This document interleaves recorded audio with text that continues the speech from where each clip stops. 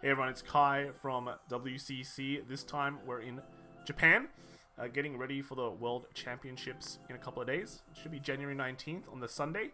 So if you've got free time or if you don't have free time, please check it out anyway, because it will be really awesome. We'll have me, different fight and card protagonist commentating the games. I'll be commentating White Schwartz and Vanguard, while the other two will be focusing on card fight, Vanguard, and buddy fight. So if you're a fan of any of those games, check it out. It should be awesome. Every year there is always something really interesting that pops up. Now that, especially now that we have two formats for Vanguard, standard and premium, there's always been some crazy upsets that has happened. And like for standard last year, huge showing from Great Nature, very unexpected. And then for premium, there was that Mega Colony win. And every year Vanguard has been really good. So yeah, check it out. Make some time. Grab some drinks, grab some friends, and just watch it together. And speaking of worlds, let's talk a bit about some world history for at least the English side of Vanguard. And we'll go back in time to 2012, talk about what won, the decks, maybe the metagame, maybe some extra info that you might not know. So let's go back now. Let's go back in time. 2012 finals. We have Brandon Smith from the USA winning with Gold Paladin. Now, very interesting story is that Gold Paladin wasn't much of a thing in Japan, because after BTO 5 got released with the cross rides, anything that got released afterwards that did not say I am 13k was just kind of a joke. It didn't really exist in the video. And Spectral Duke had a great restanding effect, great flavor, great lore, great picture, and it didn't get the appearances it deserved, in my opinion. Or it was just a very normal deck when compared to everything else in the metagame. That because it's just 11k, or sometimes it would be 10k as well, so it just wouldn't get the it just wasn't that amazing. It just restand, and it's this chump 10k card against a 13k card, just wouldn't do anything. So that was a problem. But in English, different story. So BTO, they changed the release order in English, so BTO 5 was released way later compared to in Japan. And they released a lot of the limit break stuff before BTO 5. So you'd have things like Spectral Duke coming out in a format where there's just nothing. There's no 12Ks, no 13Ks. So it was actually a very competitive deck. And Brandon Smith won the whole thing with Gold Paladin. He faced against another US player, I think, a Henry, with another Gold Paladin deck. But he was playing more of a Pelennor variant with Garmor. So pretty cool. Gold Paladin really showing up even back like 8 years ago. So yeah, good job on the USA bringing that home. Moving on to 2013, this is when kind of English Vanguard was not was kind of a how do you say, it was not in a lull, but it was kind of split between coverage for the Japan side and Japan. I think Japan really had way better coverage than the English side. I definitely remember seeing the first 2012 World Championships, but after that the information slightly kind of disappeared a bit, as Australia, where I live, did play the Japanese side of Vanguard as well, and there was a lot more focus on that. But moving on, we have 2013. We have Kagura taking it home. This time now, the end has been released, but just in time to combo with Dauntless Drive Dragon. So instead of sticking on a 13k base, we have a restanding the end that could possibly restand again if it hit. So Kagura really showing off that it is the king of restands back then, and it was, I think Almeida was from Europe, so Europe bringing it home this time against a US player playing a Nova Grapplers. Now Nova Grapplers is pretty interesting here. We have Ethics Buster, do you remember that? With Illuminal Dragon and Azure Dragon. So if you guys play Standard, those are the same cards, except back then these cards were definitely not as good as they are now in Standard. Just saying, like, if you look at these cards, we've got the Claydol Mechanic, we've got the Twin Blader, so a lot of cards that you'd probably recognize. But the old version of Nova Grapplers, in my opinion, was definitely not as good as the Nova Grapplers. But it did a good showing, came second in the world. So congrats to Albert, and congrats to Almeida for coming first with Kagura. And moving on to 2014. Now, this is the first time we have Indonesia really showing up. Indonesia does really well in Vanguard, and we've got Fajar Mutakin. Sorry if I ruined your name, but he won with Seekers, and this was pretty crazy. Seeker's Thing Saver Dragon was really the big thing back then, and I remember back in the Japan format there was Thing Saver Abyss, where you combined Royal Paladin and Shadow Paladin, and you had some great restanding Vanguards, and then if you rode the other one, it restood as well. And it got so bad they had to create the more modern day clan rules that you see now, where you can only put 4 Blaster Darks in a Royal Paladin deck. Back then you could put up to 10, and that was just enough for you to run the Legions and just run a good Legion Shadow Paladin complement with your Royal Paladin one.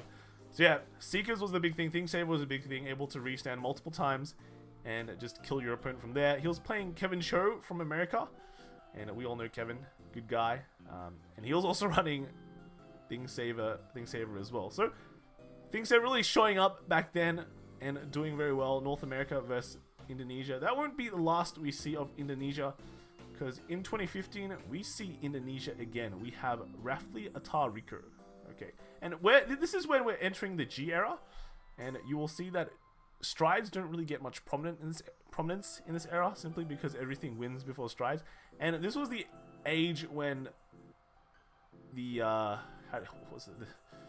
Ripples was the big thing, and a really annoying and dominating deck. And Rafli won Worlds 2015 with Ripples. Got a great Legion card in an Age of Stride, able to just play a good grade 2 game and deal a lot of damage, and then just finish them off with multiple attacks from Genovius with the what was it? Miltatus. And we've got the Dirty Turtle here, able to get randomly free cards of Odysseus. Good card. He was facing Simon McGoldrick from Scotland, playing a Metal Borgs build. Wasn't running Die Kaiser in this, so you can't really have that really obnoxious one turn where where you keep your opponent at 2 and then just restand with a crit with Die Kaiser. But was playing a more standard Metal Borgs build. Pretty interesting seeing Dimension Police repped in back then, because it was definitely not a Dimension Police format, but yeah, Ripples showing that they are dominating, and Indonesia showing they're really good at Vanguard.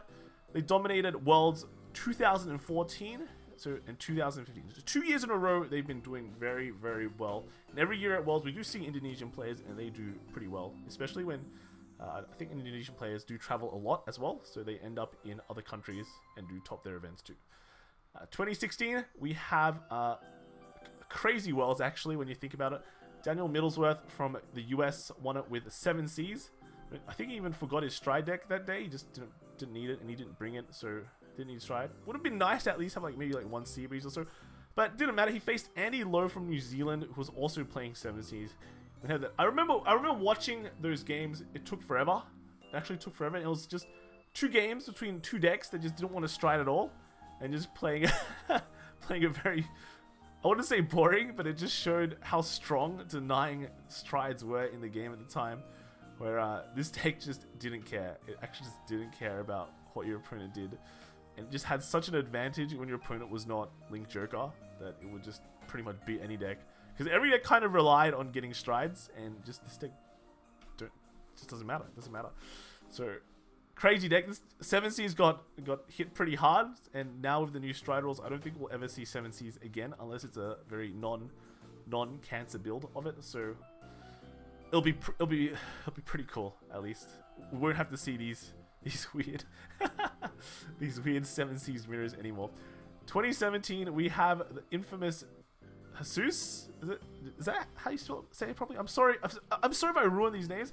Daniel Herrera Moya playing Royal Paladins, and he beat Hank Huang playing Dragonic Overlord. Herrera's from Mexico, but I think they lump it with USA, and so it was kind of a US mirror. But the interesting thing about this World was that Royal Paladin was definitely not the top pick for the metagame. It was Dragonic Overlord.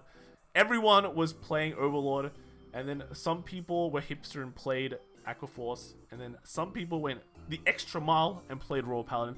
And his Royal Paladin runs stands, and you could see him in the finals. He got really lucky with some of those stands, but it was just really amazing to watch. Watching Royals versus Kagura in the finals is as anime as it gets, And this was the first year they also did commentary. So Busho like really invested a lot starting this year with getting that upping their play experience, which was really, really good to see.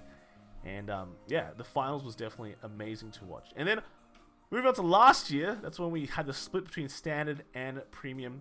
We had Lee Andre. He's playing Great Nature. I think it's from Singapore.